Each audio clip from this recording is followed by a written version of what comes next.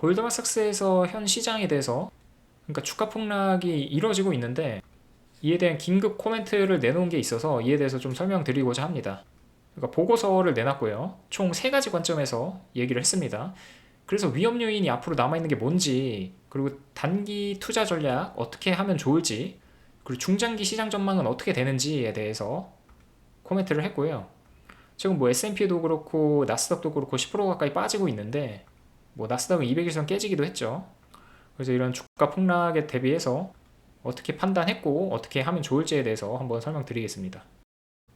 우선 상승세 지속하는 게 어려울 거라고 하고요. 구조적 요인 때문에 의해서 하락이 지속될 거라고 합니다. 우선 첫 번째는 장기적으로 베어마켓 위험에 빠졌다라고 얘기를 했습니다. 그러니까 금융위기 때처럼 급격하고 빠르게 하락하는 그림이 아니라, 우리 그 2001년부터 3년까지 닷컴 버블 있었을 때 천천히 꾸준히 빠진다는 거예요. 이게 더 고통스럽죠. 그러니까 앞으로 3년간 베어마켓 위험에 노출되어 있다라고 했는데요. 그러한 이유로 4가지를 뽑았는데요. 기업 실적이 둔화될 거고, 작년부터 해가지고 주가가 상당히 많이 올랐는데 그로 인해서 밸류에이션 압박에 처해 있고, 개인들이 주식 비중이 높은 상태이며 앞으로 부동산과 채권으로의 머니무브가 일어날 거다 라는 이유를 얘기했습니다. 두 번째는 이제 지금까지 이어졌던 미국 예외주의가 아닐 거다라고 진단을 했는데요. 최근에 미국 소비자 심리지수 보면 3개월째 하락하고 있거든요. 근데 아시다시피 미국 경제에서 소비가 차지하는 비중이 70%이기 때문에 개인들의 소비가 악화되면 경제 또한 악화되면서 실질 GDP 내려갈 수밖에 없는데, 미국인들이 지금 필수재 소비에만 국한돼서 소비를 하고 있다고 해요. 그러니까 필수재라고 하면은 뭐 식품, 에너지, 주거비 뭐 이런 것들이 되는 거고, 그건 당연히 해야 되는, 어쩔 수 없이 할 수밖에 없는 소비들이니까 하고 있는 거고, 현재 그럼에도 불구하고 필수재 인플레이션이 지난 1년간 12% 가까이 올랐거든요. 쭉 우상향하고 있죠. 그렇기 때문에 연준의 기준금리 인하도 어려운 상황입니다. 보시면 최근에 인플레이션 오르는 것 중에서 이 식품이랑 에너지가 차지하는 비중이 상당히 높죠. 그리고 머니무브, 트럼프 취임이 이쯤에 했는데 S&P 500은 이 정도 상승에 그친 반면 유럽은 쫙 올랐잖아요. 이 빨간색 선 기점으로, 그러니까 트럼프 취임식 기점으로 미국 주식에서 유럽 시장으로 자금이 흘러간 거를 알 수 있고, 나스닥 S&P 500은 트럼프 취임식 이후에 빌빌거리는 거를 확인할 수 있는데, 유럽 주식은 이 자주 색깔 상당히 많이 올랐어요. 독일은 뭐 19% 이상 오르는 등 잘 가고 있죠, 유럽 주가가. 그래서 이런 형태가 계속 될 거다라고 하고요. 미국 내에서 이제 금리 인하도 빠르게 이루어지지 않고 유동성 축소랑 이로 인해 변동성이 증가할 거라서 더 이상 미국 예외주의가 아닐 거다라고 전망을 하고 있습니다.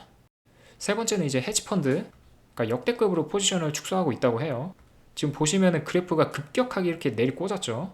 그러니까 롱숏 헤지펀드들이 단 2주 만에 2년 전 수준으로 축소를 한 거예요. 2년 전으로 회귀했습니다. 지금 수준이 이 정도니까. 최근에 급격한 하락이 왜 일어났는지 알 수 있는 대목이죠. 그리고 CTA 포지션도 보면 과거 고점 수준만큼 이렇게 올라왔거든요. 지금 이 정도 위치에 있어요. 그래서 모든 시나리오에서 강한 매도 압력이 있다고 하는데, 그래서 계속해서 매도가 이루어졌었죠.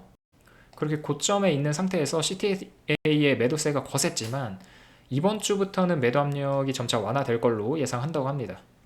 이거는 참 시장이 긍정적인 내용이죠. 그러니까 지금 최근 2주 동안 주가가 내리꽂은 게 다 이런 이유 때문이었습니다.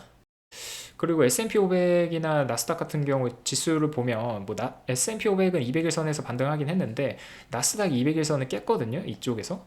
그래서 주요 지지선을 깼기 때문에 추가 하락의 가능성이 존재하고요. 지금 200일선이 한 거의 2년 가까이 안 깨지다가 최근에 깨진 거기 때문에 아직 불안 상태에 있다라는 거, 반등했음에도 불구하고 조금 더 지켜봐야 되고요. 이제 네 번째는 달러는 약세로 갈 거고 금은 강세로 갈 거라고 합니다. 달러 움직임이 과거 1기 때, 트럼프 1기 때 움직임과 유사하다고 하는데 지금 이렇게 올라갔어요. 이렇게 갔다가 이렇게 내려왔었죠. 그러니까 더 정확하게 보면은 W자였어요. 이렇게 W자. 지금도 W자 이런 그림을 펼치는 게 아니냐. 그러니까 이게 달러가 내려간다라는 거죠. 지금 트럼프 정부 정책이 달러 약세를 선호하기 때문에 그에 맞춰 움직이고 있거든요. 그래서 2017년에 달러 하락 패턴과 유사할 거다라고 전망을 내놓았고요. 아까도 말씀드렸다시피 유럽이랑 신흥시장 같은 곳으로 머니무브가 일어나서 이런 곳들이 주가 수혜를 입을 거라고 예상을 합니다.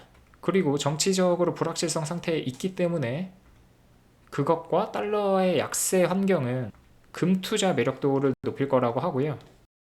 원래는 금 가격 상승을 한 이 정도로 이렇게 전망을 했었어요. 잠깐 내렸다가 우상향 할 거다. 근데 최근에 바꿨거든요. 이렇게 간다고. 그러니까 올해 8% 오를 거다라고 전망을 내놨습니다.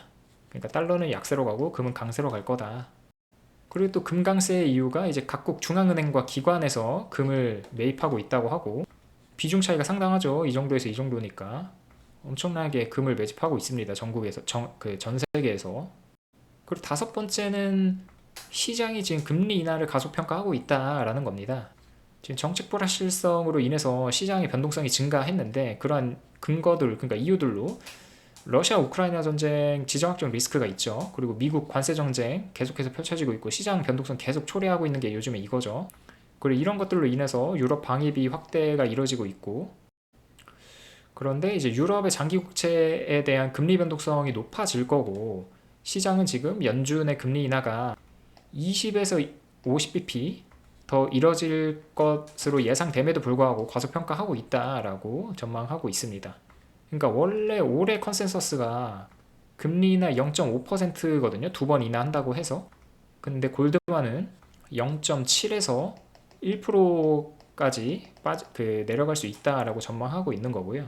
근데 시장은 아직 이거에 대한 평가를 가속평가하고 있다라는 거. 그래서 대응 전략으로는 네 가지를 꼽아줬습니다. 첫 번째로는 독일 증시를 매수하라고 하는 거고요. 왜냐하면 현재 이제 러우 종전에 가까워지고 있죠. 그리고 대규모로 재정 확대하고 금리 인하를 계속해서 하고 있고, 역시 금리가 낮으니까 이러한 시장 환경이 중형주에 대한 상승 가능성을 높일 것이다 라고 평가를 했습니다. 보시면 최근 1개월 동안 독일 증시가 8% 가까이 올랐거든요. 이렇게. 그래서 독일 증시에 대해서 추천을 여전히 하고 있는 거고, 중형주 주목하라고 했습니다. 두 번째는 채권 대체 자산을 매도해라 라고 얘기를 했습니다.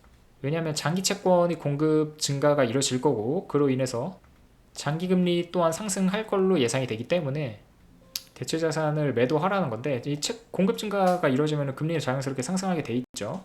그래서 이제 부동산, 유틸리티 같은 것들, 금리 민감주는 약세를 이룰 거라고 합니다. 그래서 이런 부동산이나 유틸리티 관련된 주식들 매도하라는 거고요. 왜냐면 금리에 취약하니까. 세 번째는 이제 러셀, 그 중소형주로 이루어진 지수죠. 러셀을 매도하고 나스닥 매수하라고 했습니다.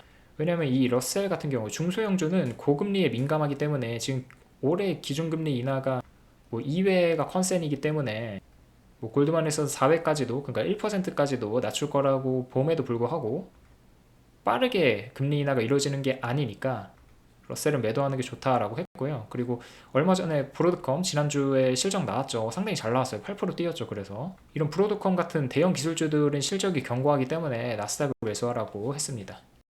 그 네 번째는 금 매수하고 달러 매도하라고 했어요. 아까 얘기했듯이 달러는 약세를 이룰 거고 금은 강세를 이룰 거라고 예측을 했었잖아요. 지금 트럼프의 달러 약세 선호 정책으로 금이 상대적으로 유망하기 때문에 금을 매수하라고 했습니다. 금이 작년에 상당히 많이 올랐음에도 불구하고 여전히 매력적이라는 거예요. 플러스 8% 상승할 걸로 예상을 한다고 하니까. 그래서 결론은 2001년에서 3년간 이뤄졌던 닷컴 버블과 같은 느린 하락장이 올 거다라고 예상을 했습니다.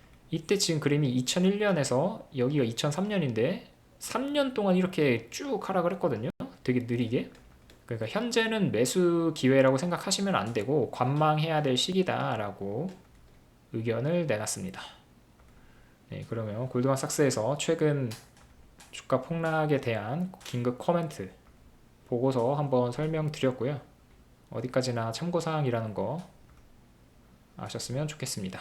그러면 오늘 방송 여기까지 하고 다음에 또 좋은 내용으로 찾아뵐게요. 감사합니다.